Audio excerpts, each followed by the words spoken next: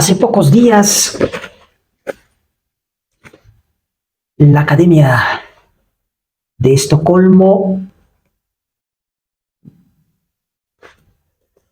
emitió un comunicado para dar a conocer al mundo entero sobre los ganadores del Premio Nobel de Medicina en el año 2023. En este año, el Premio Nobel recayó en los científicos Karikó Katalin de Hungría y Drew Weissman de Estados Unidos por la elaboración o por sentar las bases para la fabricación de vacunas a base de RNA mensajero. En este video yo voy a intentar dar a conocer también las bases fisiológicas que están sobreentendidas, que están implicadas en las vacunas RNA mensajero. Esta es una innovación dentro del mundo de las vacunas, porque promueve un desarrollo rápido de ellas, un desplegamiento de las vacunas a gran escala, son seguras, son eficaces y permiten una producción masiva. Además, son baratas. Iniciemos nosotros conociendo un poco los pormenores fisiológicos de lo que son los ácidos nucleicos, es decir, el ADN y el ARN. Miren ustedes aquí. Tenemos nosotros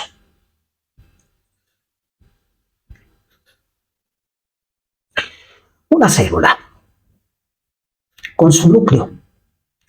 En el interior del núcleo celular existe esta molécula denominada ADN, que es el ácido desoxirribonucleico, cuya estructura ya la vamos a dar.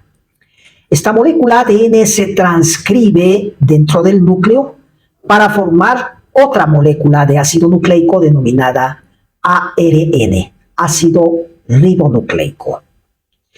Este ácido ribonucleico, a su vez, que contiene la información genética del ADN, migra desde el interior celular hacia el citoplasma de la célula para actuar en una estructura celular denominada ribosoma, en los cuales el ARN mensajero se traduce para formar proteína.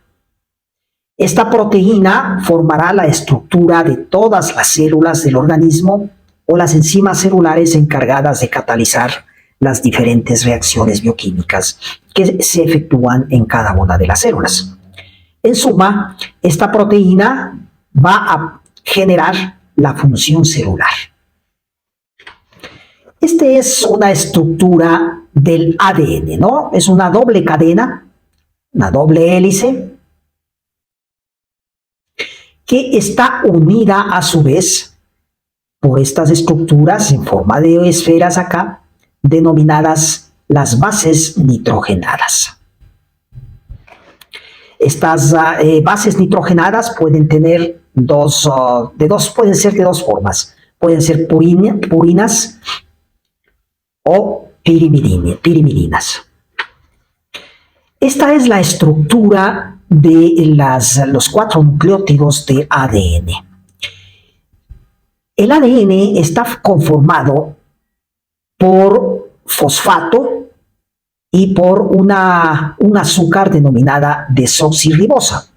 Este fosfato y esta desoxirribosa forma la estructura de hélice del ADN que nosotros observamos acá.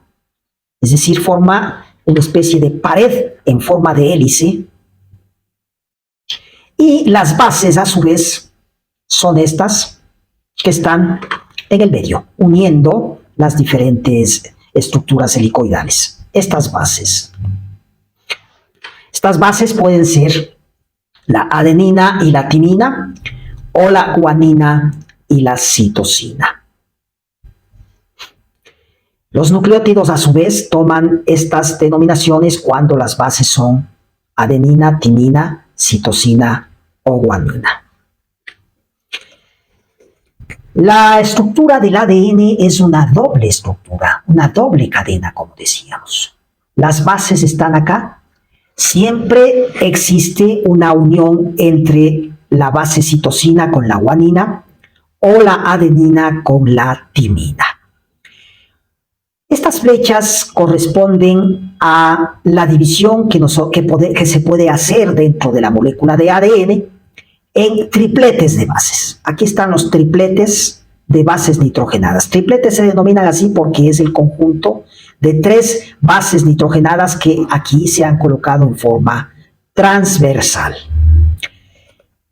La otra hélice del ADN también está generando la base complementaria de la primera plantilla del ADN.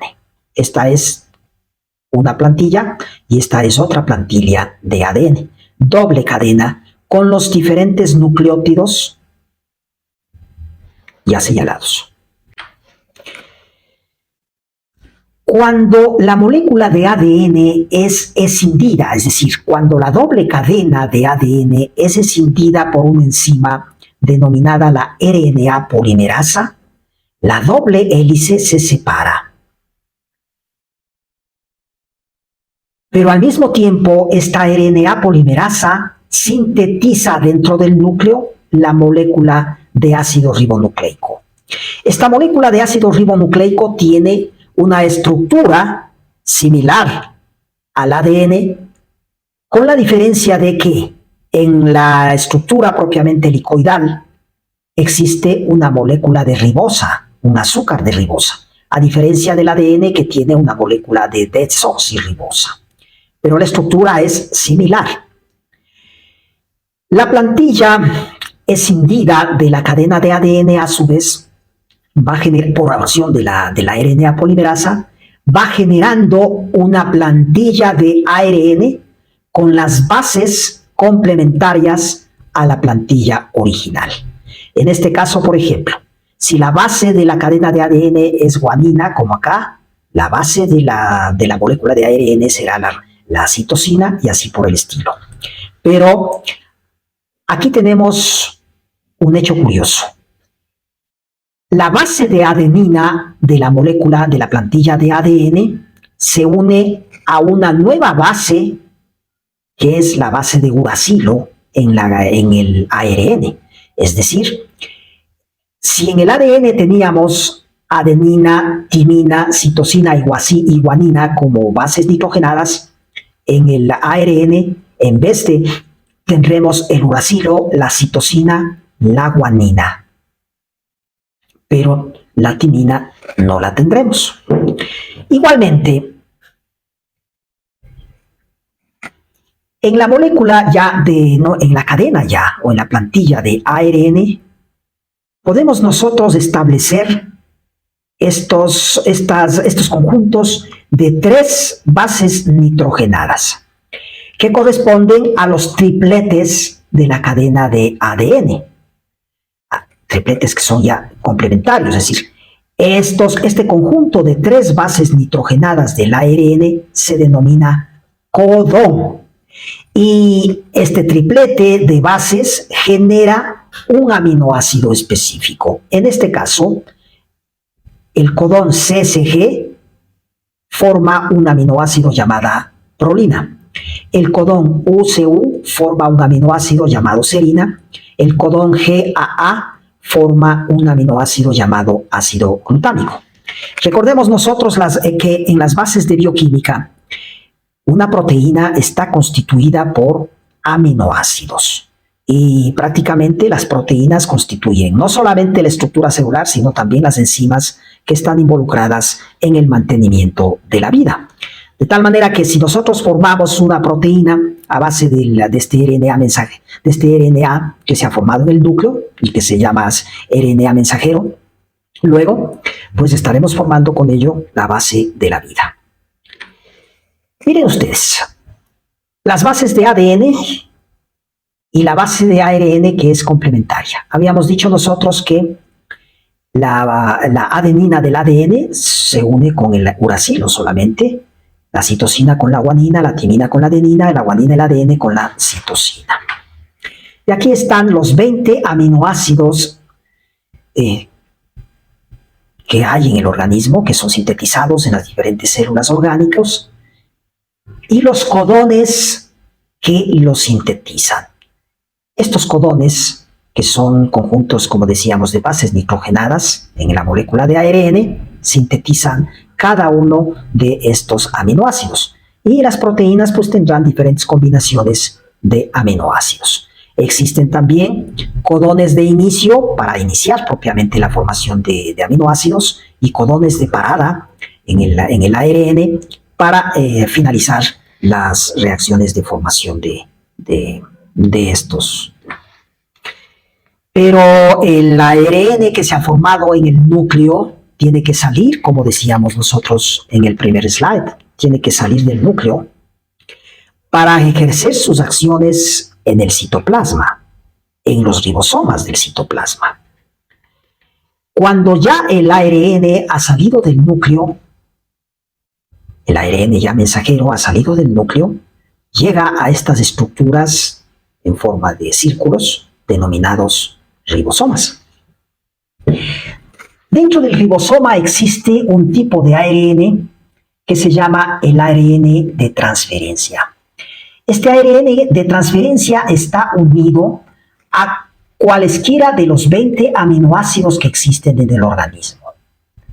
Y este aminoácido pues está codificado por un codón de ARN. Por ejemplo, nosotros tenemos acá la plantilla de ARN que se ha formado en el núcleo y que se encuentra en los ribosomas.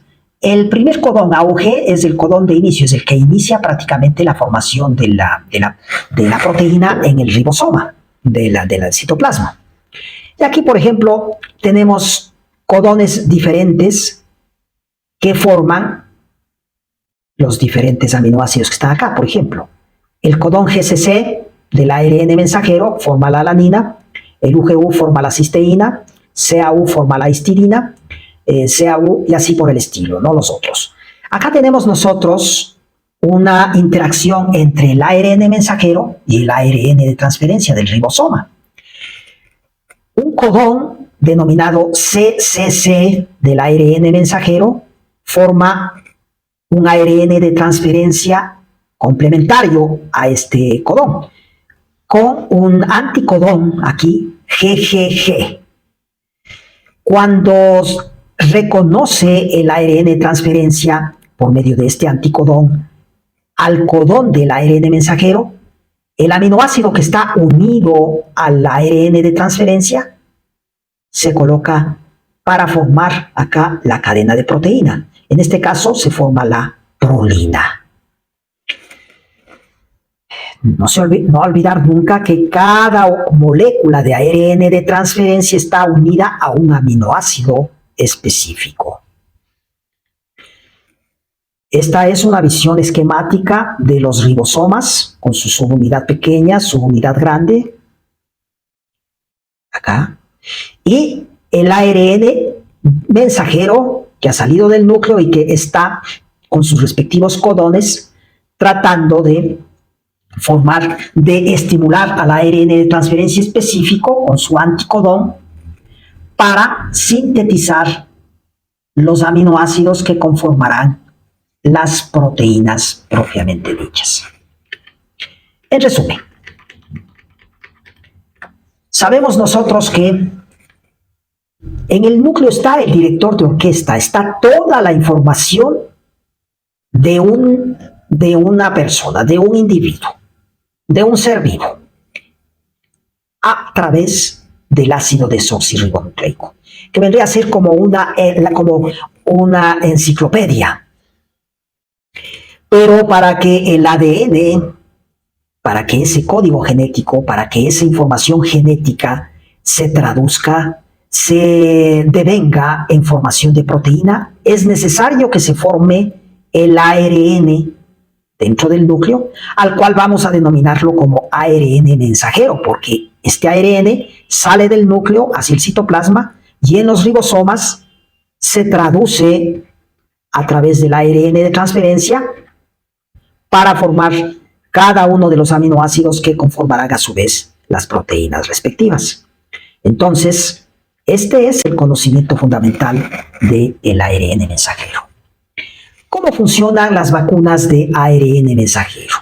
Aquí está un slide en el que se ven que se puede sintetizar in vitro el ARN mensajero que codifica la formación de cualquier proteína. En este caso, por ejemplo, teniendo como un ejemplo el virus de SARS-CoV-2 que ocasiona pues, el COVID, la proteína S del SARS-CoV-2, que es la proteína espiga, que es la proteína que le permite al virus adherirse a las células epiteliales del tracto respiratorio inferior para internalizarse dentro de la célula y hacer sus efectos deletéreos. Esta proteína S fue secuenciada ya durante la pandemia de COVID. Se sintetizó el ARN mensajero que codifica la información genética que contiene la información genética de esta proteína S.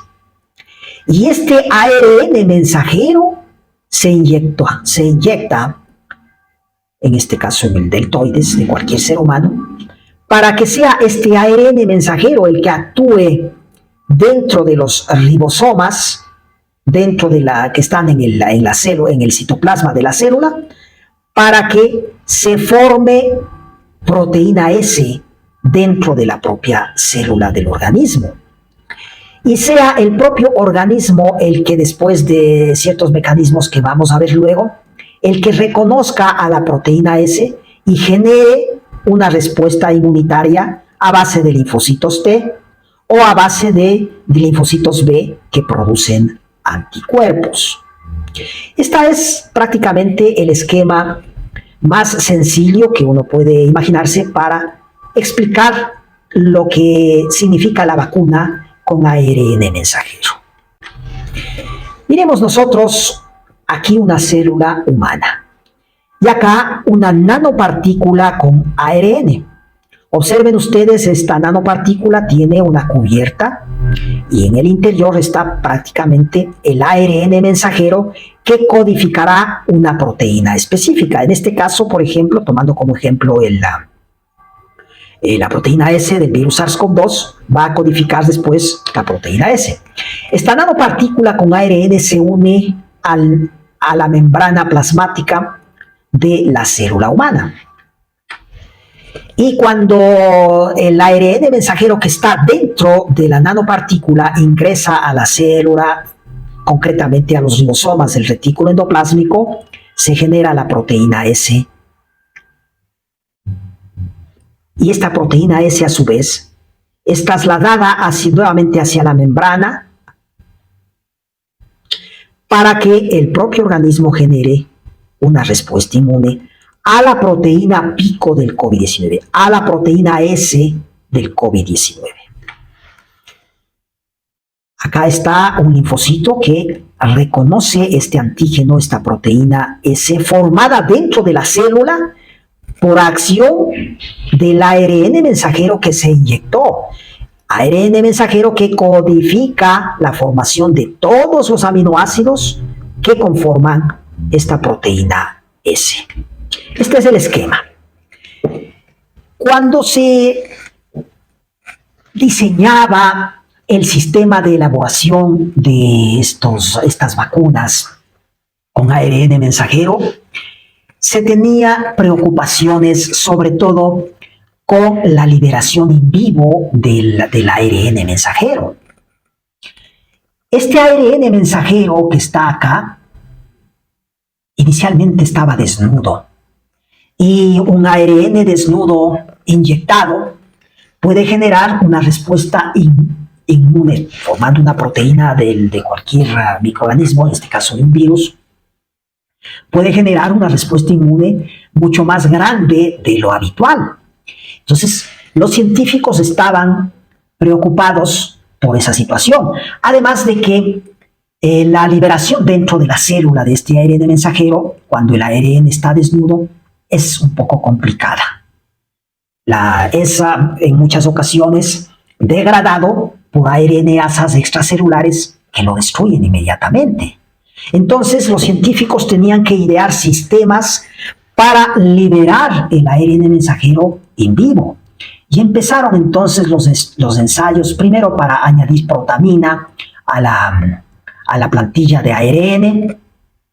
Segundo, para hacer una nanopartícula con una cubierta lipídica, como vemos acá, a fin de que el ingreso al interior celular sea más sencillo y este ARN mensajero que codifica una proteína de cualquier virus, pues esté seguro y no sea degradado rápidamente por las RNasas extracelulares. De tal manera que el RNA mensajero que se inyecta en la vacuna tenga una vida media más larga. Y entonces se fabricaron in vitro estas nanopartículas de 80 a 200 nanómetros que tienen una cubierta catiónica lipídica de colesterol que permite realmente el ingreso del producto de la vacuna de ARN mensajero en forma fácil al interior de la célula. ¿Pero de qué células? Sobre todo de las células dendríticas. Este es un esquema de una célula dendrítica, que es una célula presentadora de antígeno.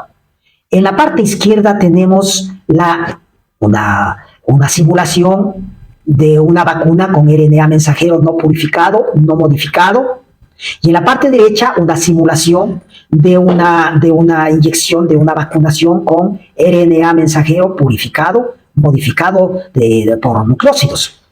¿Qué significa esto, modificado de nucleócidos? Nosotros habíamos señalado que una de las bases del ARN era el uracilo. Miren, aquí está el uracilo.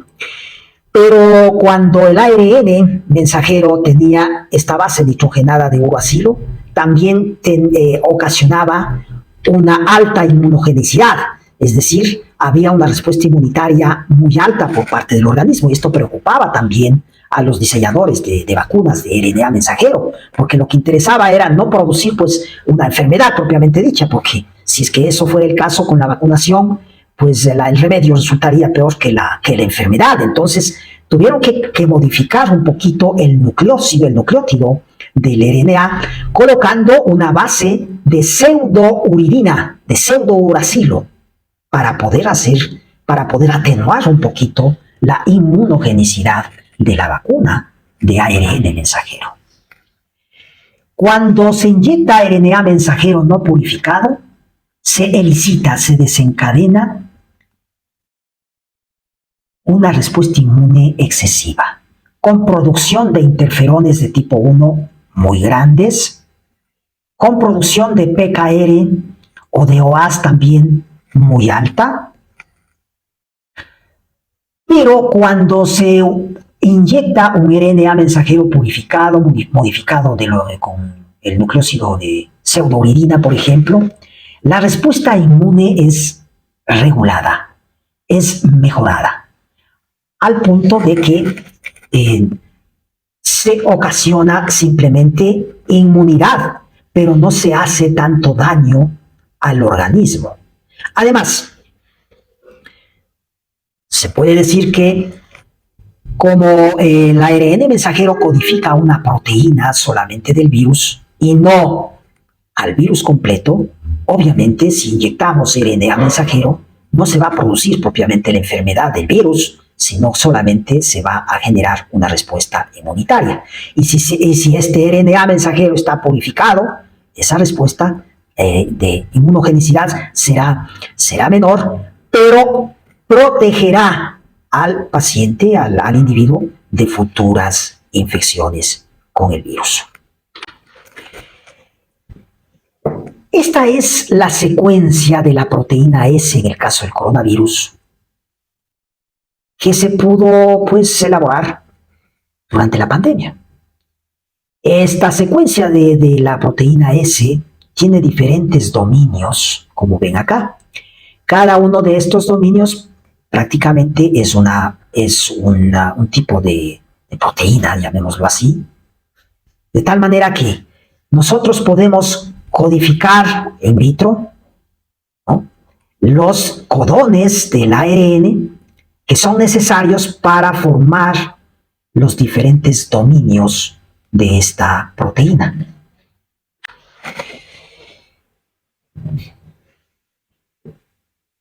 Vemos acá un esquema de lo que ya se había señalado. Ingresa a la célula el ARN mensajero que produce, por ejemplo, la proteína S del coronavirus. En los ribosomas, este ARN mensajero es traducido, la información es traducida por medio del ARN de transferencia para formar cada uno de los aminoácidos de esta proteína S. Una vez que se ha formado la proteína S por acción de este ARN mensajero, esta proteína S en la célula dendrítica se une a una proteína, a una sustancia denominada el complejo mayor de histocompatibilidad de clase 2.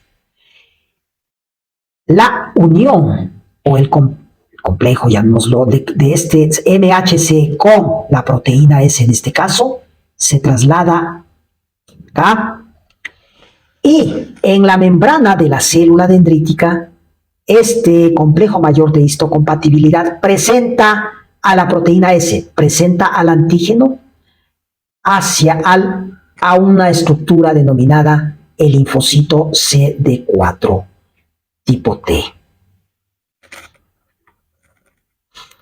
Cuando el ARN mensajero ingresa a una célula que, digamos, normal, no tanto, a una célula no inmunitaria, llamémoslo, no a una célula dendrítica, no a una célula presentadora de antígeno, sino a una célula no presentadora de antígeno, entonces también se forma acá en los ribosomas del citoplasma la proteína S, pero esta proteína S es recogida por el complejo de histocompatibilidad de clase 1.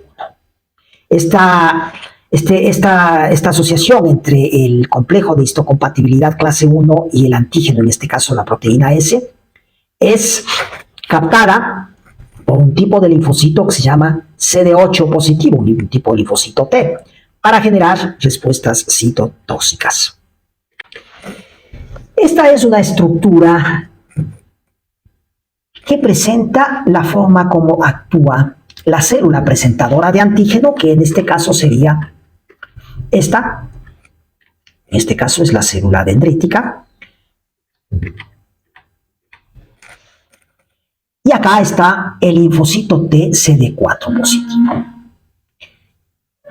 Tenemos nosotros que el complejo mayor de histocompatibilidad de tipo 2 de la célula presentadora de antígeno, que está en la membrana de la célula y que está unido al antígeno peptídico, que en este caso pues lo hemos ejemplificado como por la proteína S, puede ser otra proteína de otros virus, etc. Esto se une a una estructura de membrana, un heterodímero, que es el receptor de la célula T, de linfocito T CD4 positivo.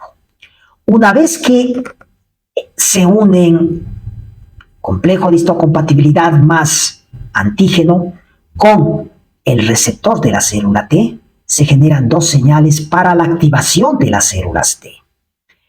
La primera señal está dada por estas cadenas Z que están acá en la membrana y CD4. La segunda señal es una interacción entre una proteína de la membrana de la célula T que se llama CD28, que actúa con una sustancia llamada CD80 o CD86 que está en la membrana a su vez de la célula presentadora de antígeno, para generar la activación de la célula T o del linfocito T CD4 positivo. Cuando el linfocito T CD4 positivo se activa, genera la producción de citoquinas. Estas citoquinas estimulan, por ejemplo, a otros efectores para realizar una respuesta inflamatoria. Por ejemplo, estimulan a los macrófagos para que fagociten a los microorganismos en general. Por ejemplo, también hay una estimulación indirecta de los linfocitos B para que secreten anticuerpos. Y las mismas células T generan un tipo de citoquina, que es la interleuquina 2, que promueve la replicación de linfocitos T CD4 positivos activos. Entonces, miren ustedes que esta respuesta inmunitaria realmente es muy sistemática y no solamente se produce esta respuesta inmunitaria como reacción frente a un microorganismo específico, en este caso un microorganismo intracelular, sino que también la misma respuesta puede generarse cuando introducimos una nanopartícula dentro de la cual existe el ARN mensajero productor de una proteína del virus, de una sola proteína del virus. Aquí estamos inyectando nosotros en la piel la vacuna de cualquier tipo de vacuna, ¿no? Con RNA mensajero, de RNA mensajero. Dentro de la piel existe un tipo de célula presentadora de antígeno en la epidermis, en la zona más superficial, denominada célula de Langerhans. Pero un poquito más profundamente en la piel existe la célula dérmica dendrítica, cuyo esquema es este. En la célula dendrítica o en la célula de Langerhans, el ARN mensajero introducido entra a la célula y entra fácilmente porque está recubierto por esta cubierta lipídica, es una nanopartícula con cubierta lipídica, entra al citoplasma y elicita la reacción con el RNA de transferencia del ribosoma para que se forme la proteína del virus. En este caso la proteína S, ¿no? Para que se comprenda mejor, es un ejemplo nada más, pero puede ser cualquier proteína de cualquier virus, cualquier bacteria, etc. Una vez generada la proteína dentro del ribosoma, esta proteína, en el caso de la célula presentadora de antígeno, se une al complejo de mayor de histocompatibilidad de tipo 2, y este complejo mayor de histocompatibilidad de tipo 2 activa los linfocitos T para que se encuentran en diferentes sitios, por ejemplo acá en el ganglio linfático, para que se generen citoquinas. Estas citoquinas, a su vez, pueden promover la respuesta inmunitaria, pueden estimular al linfocito B para que genere anticuerpos, pueden producir también células de memoria, es decir, células que van a reaccionar posteriormente en forma rápida y efectiva cuando ya exista la introducción del microorganismo que produce la enfermedad, en este caso del virus completo de SARS-CoV-2. Entonces, vamos a tener células de memoria. Y además se van a generar células o linfocitos T citotóxicos, linfocitos T CD8 positivos, para generar también la destrucción de las células que tengan, las células en este caso no presentadoras de antígeno, que contengan al virus que esté tratando de ocasionar la enfermedad.